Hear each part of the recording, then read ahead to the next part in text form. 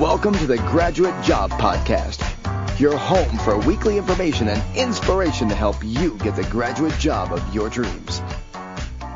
Hello and welcome to the Graduate Job Podcast with your host, James Curran. The Graduate Job Podcast is your home for all things related to helping you on your journey to finding that amazing job. Each episode I bring together the best minds in the industry, speaking to leading authors, graduate recruiters and career coaches who bring decades of experience into a bite-sized weekly 30-minute-ish show. Put simply, this is a show I wish I had when I graduated. Hello and welcome to the 130th episode of the Graduate Job Podcast, the UK's #1 careers podcast.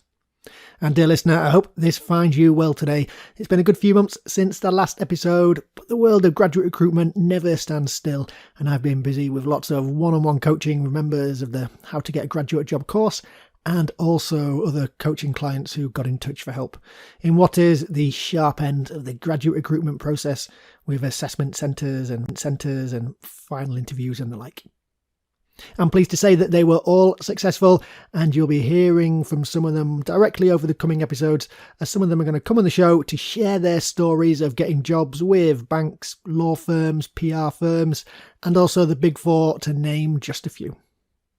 And today I am very pleased to share one success story in the form of listener of the show and How to Get a Graduate Job course member and alumni Charlotte, on how she went from applying for graduate jobs and never being able to get past a video interview to joining the course and securing the graduate job of her dreams.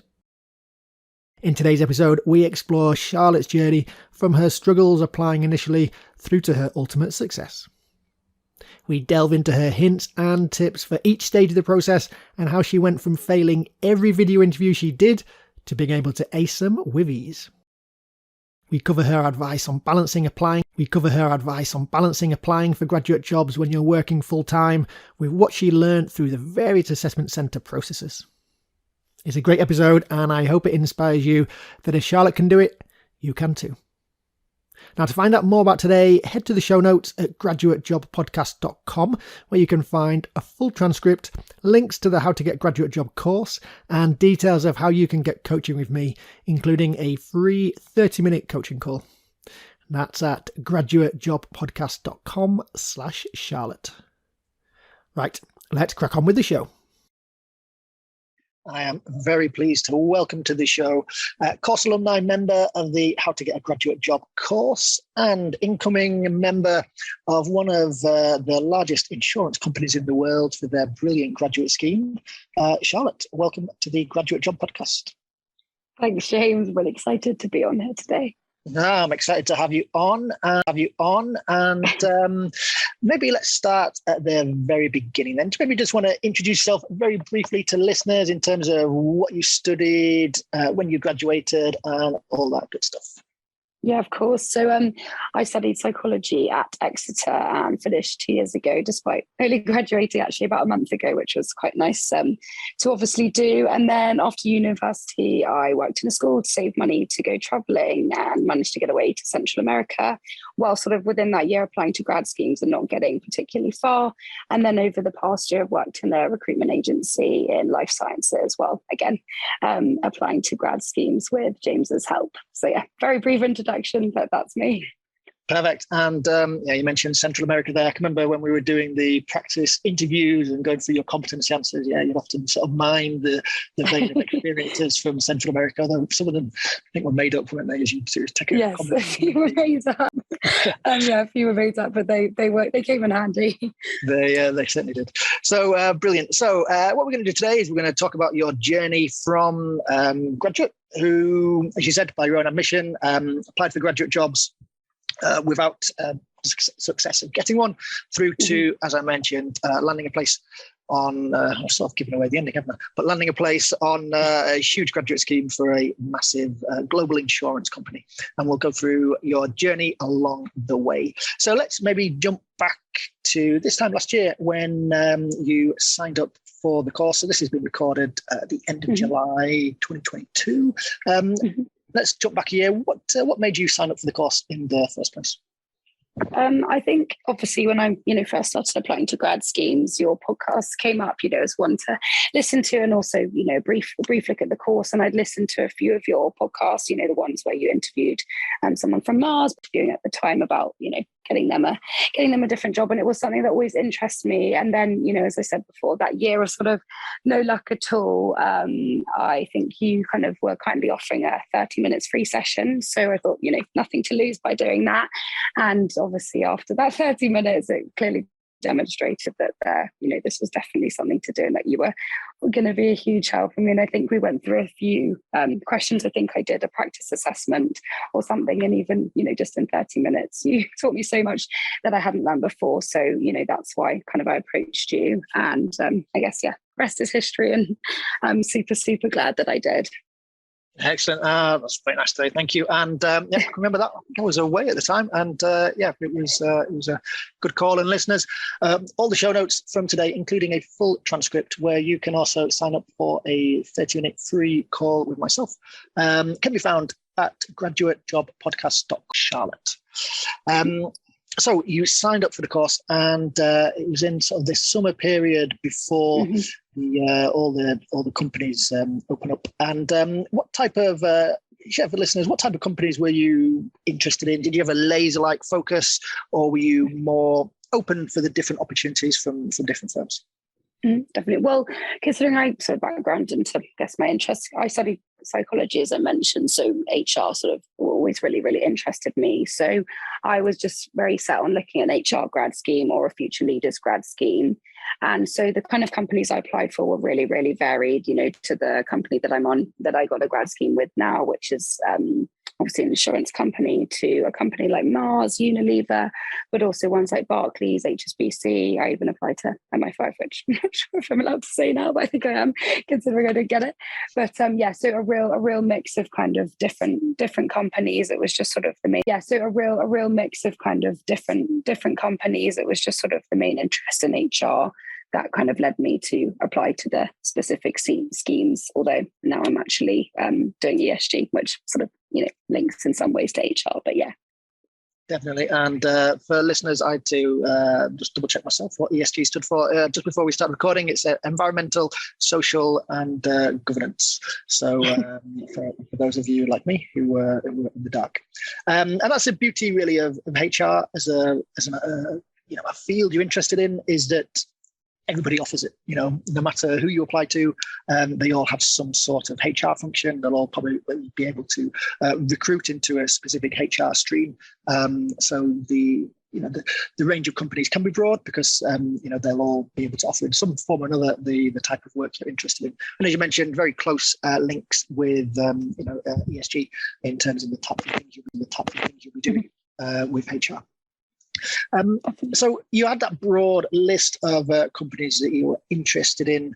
How did you then begin to narrow down your approach? Was it just based on who opened up first, or did you then prioritize them initially and go for the top ones first? I mean, the first year I applied, I think I just applied to every single one, which, as I think you say on one of your podcasts or one of the bits of the course, that's not the best idea to do. So, having spoken to you, sort of taking your advice, I did look at them, and sort of location was a big thing for me. And it sounds terrible, but I knew I wanted to move to London where my friends would be, which probably isn't the reason to take a job, but it was, and most of them are offered in London, luckily, or, just on the outskirts of London. So that, that was a big thing for me, as well as sort of the specific type of scheme involved, I guess, whether, what sort of rotations would be involved in there, what kind of company. So, I guess I kind of narrowed it down by that. And then, as you say, the sort of basic things of how early on they opened and everything like that. Yeah, I did try to persuade you to broaden your horizons up to Leeds, but you were... Yes, my parents weren't very pleased either. And as you mentioned earlier, definitely one of the things we focus on in the initial sort of pre-application part of the course, which is, to be honest, one of the most crucial parts of the course, is less is more in terms of applications. A smaller number of high quality applications is going to stand you in more, going to give you more success than a scattergun approach, which is often what you see from people, doing it for the first time, just thinking, let me just, chuck as much stuff against the wall, see what sticks, and try and get through that initial application phase. So maybe going back to the initial application phase, how did you find that part of the process? Any challenges, or was it easier than you thought? You did well and sort of got through the majority of them. Any recollections from that part of the process?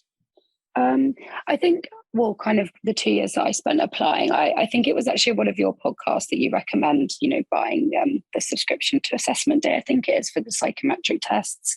Yep. And so, both years I was actually fine with getting through them. I mean, for example, Barclays, I find they have a particularly hard math section, but, if you practice on Assessment Day, anyone should be pretty much fine getting through. The game-based assessments I found really hard. I just didn't know what they were looking for. I know Diageo does one where you sort of pop a balloon, and I don't know what it's really assessing, but always found it a bit hard or a bit hit and miss to get through those. But yeah, the very initial application stage, which usually involves a psychometric test, I found fine. It was just the video interviews, which I'm sure we'll come on to later. That was the big challenge for me. Yep, and as you said, the key to success with that phase of initial CV and then straight into the online testing, which you don't get long to do, is just having practiced. Listeners, don't skimp at this stage. I'll share in the show notes some links to the best couple of providers. It's worth buying a subscription. It's not huge amounts of money. Sort of 40 quid will get you through all of the application process. You don't want to be scrabbling around for a free test on this site, if you give you details, or some free test on another site, or some old one on paper you can get from a charity shop.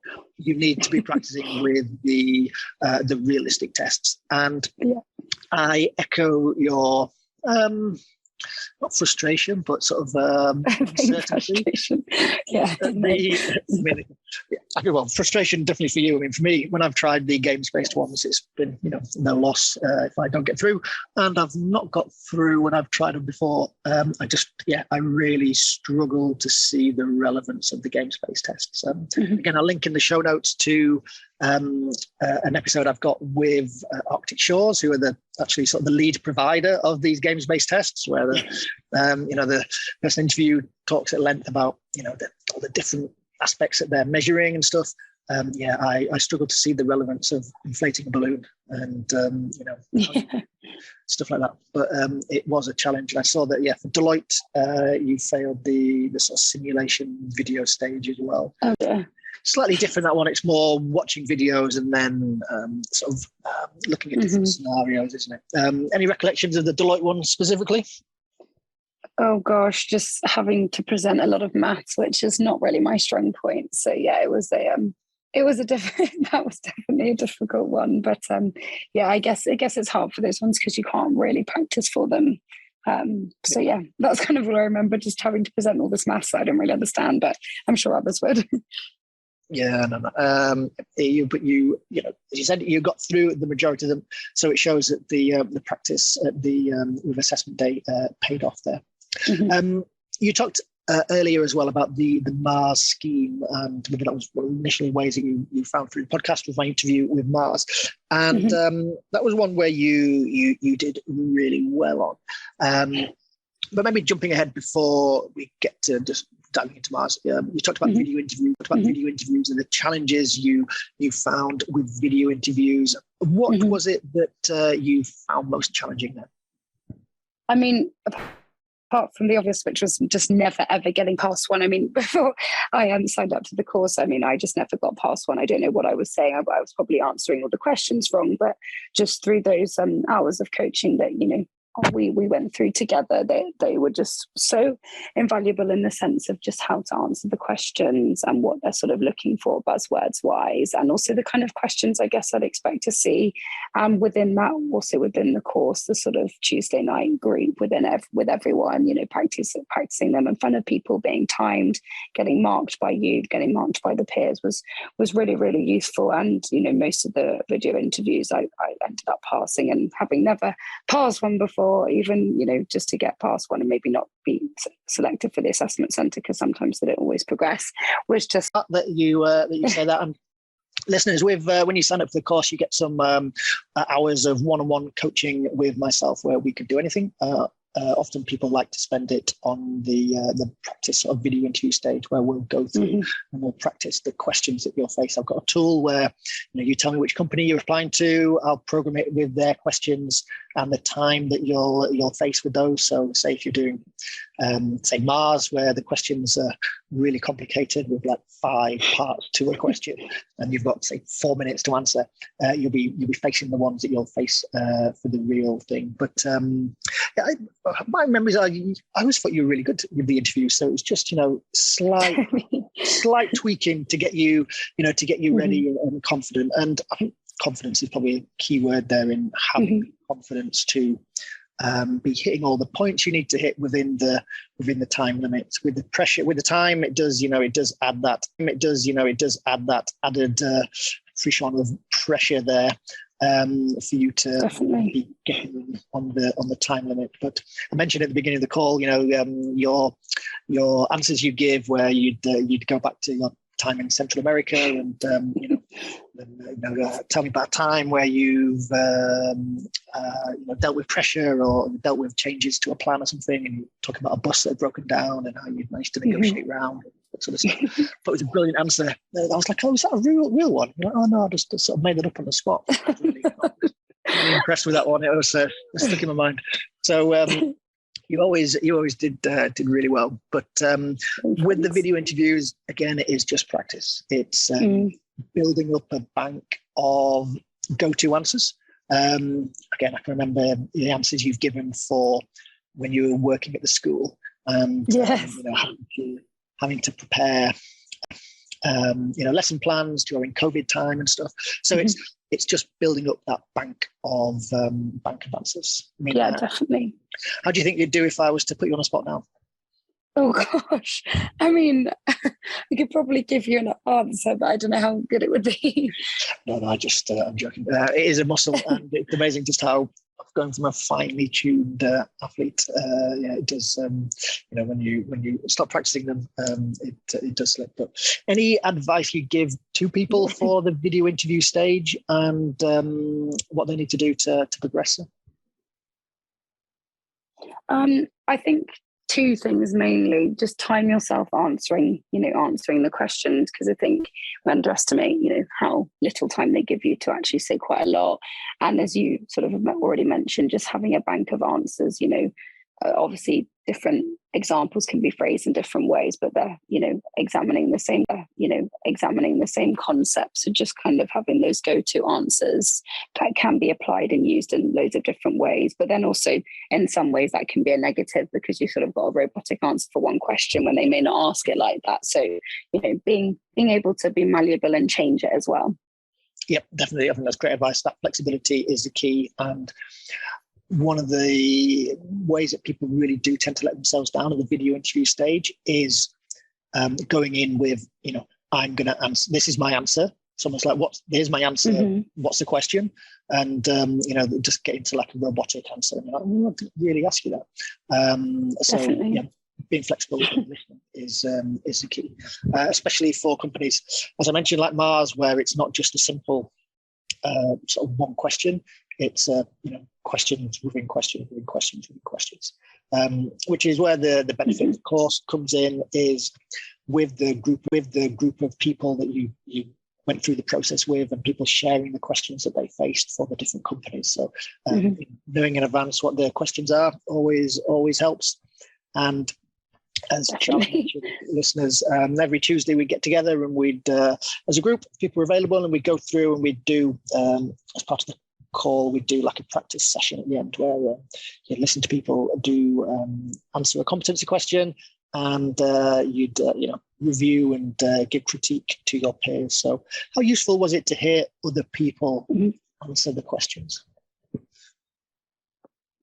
Yeah, I mean, I found it really useful, because it gets you thinking about, actually, we probably, if we've all been to university, we've probably experienced a similar situation with the deadline. So, some examples they were using, I could, grab bits of what they were saying and put into my answers, but also good to sort of hear actually how little time there is, weirdly, for speaking. If you sort of hear someone else speaking and you're watching the clock go down, it's really informative to know actually there's not that much time and you've got to keep your answer concise. So yeah, I found it really useful, and also judging them as well, on their answers and being really supportive of what the answers they gave, but finding ways that they can improve it is really, really rewarding, I guess, as well. As probably something, you see a lot, but yeah, I really enjoyed doing that. Excellent. And changing tack slightly, yeah, you mentioned earlier that you were working in recruitment whilst you were going through the application process. How did you find that process? So, recruitment, stressful job, really busy job, working in London, long hours. How did you cope with getting applications in? Also, then going through the process, making time for video interviews, assessment centres, interviews, that type of stuff. Definitely. I mean, a lot of my friends have all said that applying for grad schemes or applying for jobs is almost like a full-time job. And, at points it was really frustrating that some of my friends did not have to work, but weren't working, and they could kind of just spend all their time on applications. And that was sort of me getting back from work knowing, oh gosh, I've got to do a blooming, psychometric test. So, I mean, I guess I found it fine. You kind of just get on with it. I knew what I wanted a grad scheme so badly that, I was kind of prepared to do whatever. And you actually do have a lot of time to, there are a lot of hours in a day, and especially at weekends. So what I would do is usually, get in from work, have a break or whatever, and revise. If it was a video interview, I'd revise and then do that, first thing on a Saturday morning if I wasn't too hungover.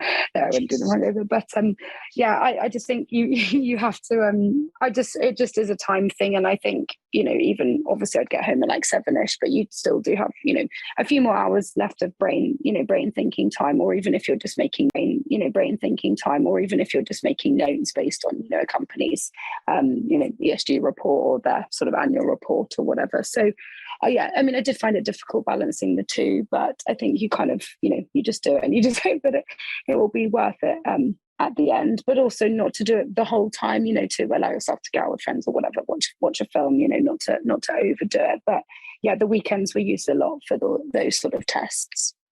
Definitely, I think that's a great point that you mentioned there in terms of the balance. And we did see in the course, everyone starts super enthusiastic, getting the applications in, but there is the where you go through the dip in sort of November, December time where companies stop getting in touch. It all goes quiet. You're just waiting for stuff, and it's, as you mentioned, even when you get past the video interview stage, sometimes they're like, "Yeah, you got past, but yes, but you're waiting." It's like, that's the best it is. Then just like, okay, I've passed it, but you're not even going to give me an interview, or not going to take me to the next stage. So it is really important to find a balance between working hard, but also heading to Infernos on a Friday, Saturday night, I guess. And, not there anymore. Oh god. Yeah. But no, you are right. I'm sorry, I also realised when you said about assessment centres, that bit I did find a bit more challenging. You kind of use your holiday, but then you don't get the job, which is very frustrating. But yeah, it's just one of those things. Yep. So let's move to the assessment centre stage then. So Mars was one of the companies that you were really keen on, and you did get to the assessment centre. Do you want to maybe talk us through how the assessment centre went in retrospect now? Well, I'd never done an assessment centre before, and luckily we for the previous day before the assessment centre, so you could let me know what to expect in terms of the sort of task that we had to do, because obviously there's lots of different types as the group exercise, but this one was a different one where we kind of had to make a sales pitch. So I was really grateful for obviously going through that, but sort of in retrospect, I do think I was quite underprepared for what they were asking. Also, having done just psychology as a degree, you're sort of against people who've done sort of business or been working in sales for a year, so they know kind of what to expect or expect, or doing a master's in management, that kind of thing. So I do think always there's room for improvement when you do a big PowerPoint of a sales pitch or whatnot.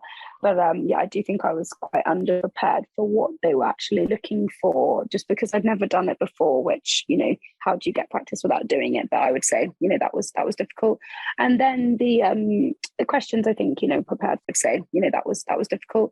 And then the questions, I think, prepared for, we'd gone through a lot of practice questions about what to sort of expect. I'd researched the company really well, as you said. Sort of, it was one I was really keen on, just based on loads of different things: their scheme, sort of the company itself, their brands, the meaning the brands have attached to different things. For example, I know Sheba with their Hope Brief, that kind of thing. So I think the question side of things went well. It was just sort of the the assessment was a bit difficult, and sort of the questions asked afterwards, I suddenly thought, oh gosh, I don't think I've done very well at this PowerPoint. But and then they did let me know that day I hadn't progressed, which was a bit disheartening, but oh well.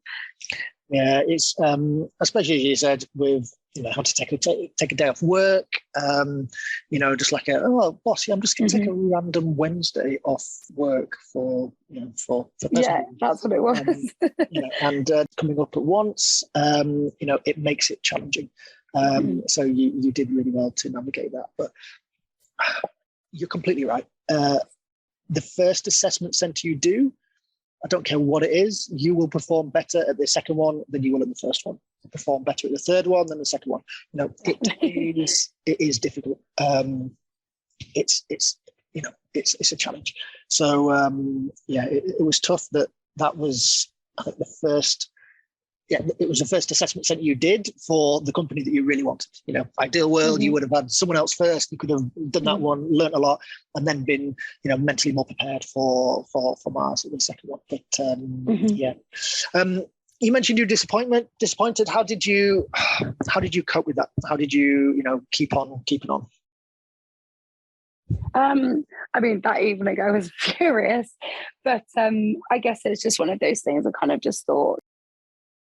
That evening I was furious, but I guess it's just one of those things I kind of just thought, actually the job wouldn't have been in London, so maybe blessing in disguise, which is a terrible thing to say. But also, I had a lot of other roles in the pipeline. I think obviously speaking to you and the others really helped as well, just because there is so much to obviously have learned from it. And I do think in these circumstances with jobs and whatnot, I may be wrong, but things do happen for a reason. And sometimes if you take that stance, and like it has happened for a reason, I've got a job that I'm super happy with and really really excited about.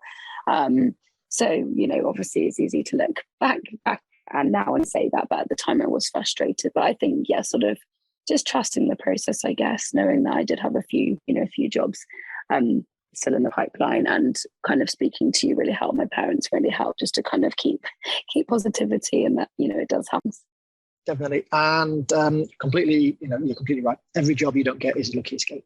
It's really difficult to see at the time, but in retrospect, you will end up where you need to be.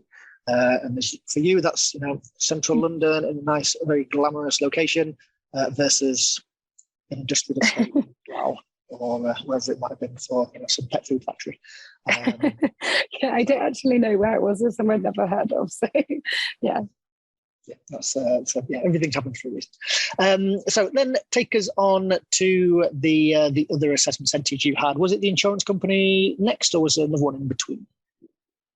Yes, it was that one next. So that assessment centre I found a lot better because it was a group-based exercise. So the final stage interview came after the assessment centre, which is when they sort of asked me different questions. But this one was a group exercise, so it was with everyone and because we'd practiced them a lot in the Tuesday group session, and we'd sort of had an hour or so on what the key things they're looking for. It's not necessarily about it's nothing to do with the task, really. It's pretty irrelevant what they make you do, but how to engage and kind of play the group assessment and what they're looking for. I think you literally got me past it, because the importance of not being too punchy, but also asking people who haven't spoken, someone being the timekeeper, just things to look out for. not being afraid to speak, except, just sort of all the tips you gave me, I think I'm, heard and very much applied, just because kind of what you said would happen did with, the dynamic of people. So yeah, that I did actually think afterwards that went well. I mean, you never know, because the task they make you do is quite trivial and quite confusing at times, but yeah.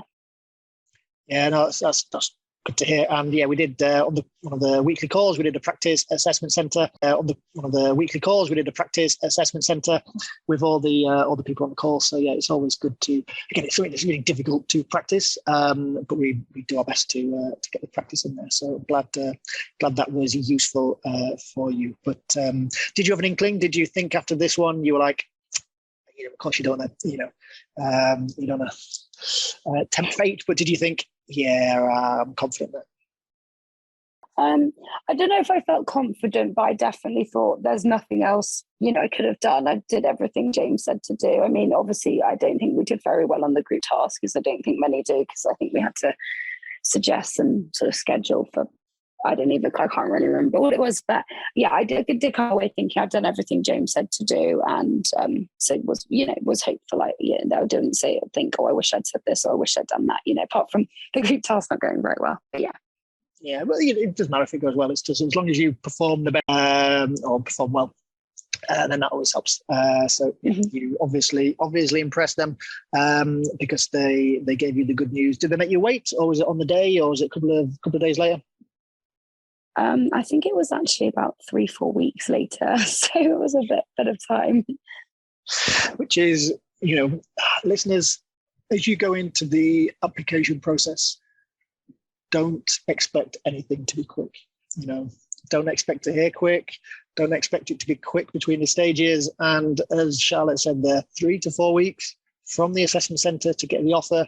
That's long. I mean, that wasn't even the offer. That was the final stage interview. But no, it usually is the offer after assessment centre. So there was what was the final stage then? So I missed that final stage. So that was with my now boss. Well, when I started in September, and another head of department. So that was very much sort of competency-based questions, and just sort of the why this firm, why this scheme. And the classics, tell us about a time. So, and then just any questions for them, really. So I mean, obviously always with those kind of interviews you wish you'd said more, but I felt well prepared for them. I'd researched the company a lot. It was an industry I really wanted to go into, and ESG is something that I'm hugely interested about, and sort of had wished it was offered as a grad scheme earlier on, as probably maybe would have applied to more ESG, but I think they're the only company that potentially offer it. But I felt well prepared for it, and really excited about the opportunity. So it was I think it was a good interview, but you always come away thinking I wish I'd said this, and I really didn't know. And then after that, I think I heard about a month later whether I'd actually got the job. So it was, I remember I kept messaging you and you'd say, it's fine, Lily, this is good news. Thinking, oh gosh, I hope so. But yeah. Yep, that's it. No's come back quicker than yeses. So because you were getting worried that you hadn't heard, it's like, don't worry, it's coming. And you got the great news, and didn't even think about it, just accept straight away. Oh gosh, yeah, it was a gosh, try not to cry, accept straight away kind of thing. But I obviously got out of work now, so that was a bit difficult. I had to go back to work and pretend not to be too excited. But no, I was over the moon, and then accepted straight away. Yeah. Yeah, everyone at work was like, "Why are you dancing around the office?" Yeah, why are you crying? I can remember you texted me the good news, and I was also dancing around the. Yeah. So there's no better feeling than getting the message to say, "Yeah, we've got the job." So So I was just as pleased for you. So it wasn't. I was trying to think exactly when it came through, but it was from starting in sort of September time. Sort of 8 months, 7-8 months. Yeah, it was a long time. It was the written application. I think I did in November, and got the offer in April. So yeah, long time. Well, that's amazing. So, and then you had to just pretend to keep on working, even though you knew you were going to be handing your notice in. Yeah, exactly. which is always a challenge when you give the good news. But you start in 6 weeks' time. So. Yeah, super excited. Really excited to start. They've done some great networking events, as I said earlier. So yeah, even more excited than I was, and good to meet other grads and that kind of thing. I think, companies are really great when they offer grad schemes that sort of bring you all together and stuff. And that's what you want. You want companies who are investing in you, but also recognize that, there's things they can do before you start. So networking is investing in you, but also recognize that, there's things they can do before you start. So networking, as you said, bodes well for the future, that they've got that on the radar. It's always great when you can start somewhere knowing that you've already met some of the colleagues you're going to be working with, which is amazing. Well done. You deserve every success. I'm so pleased for you. So you're going to do amazingly at your new firm. So maybe a couple of final questions before we wrap up today.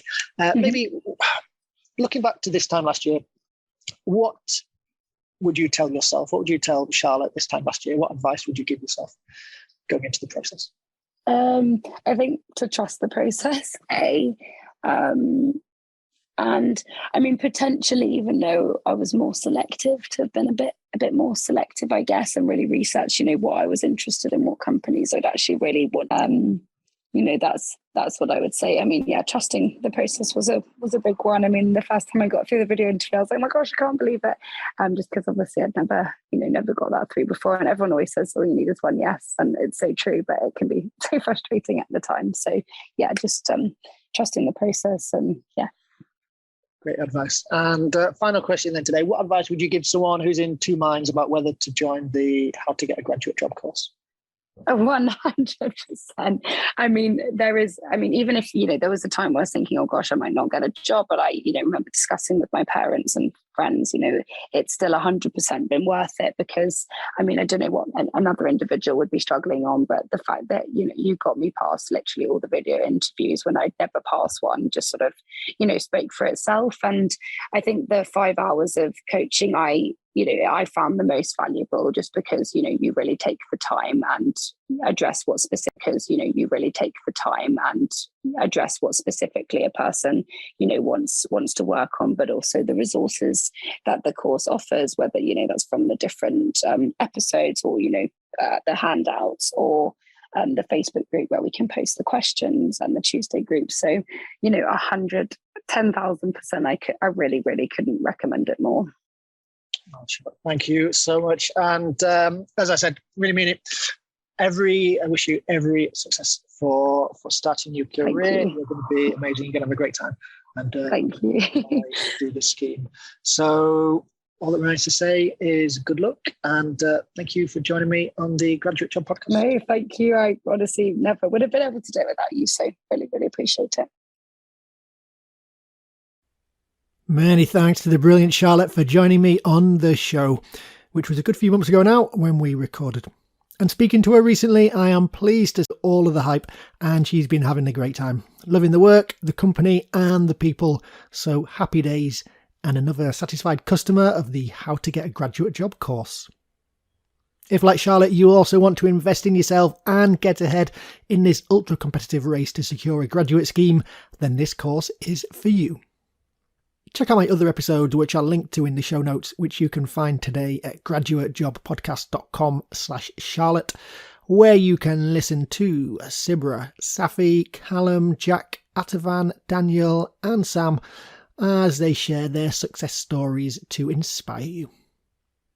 If you want to dip your toe in first, check out the show notes, where you can find links to the free 30-minute coaching call which I offer, where we can cover anything that you need help with, and you can get a free flavour of how I can help.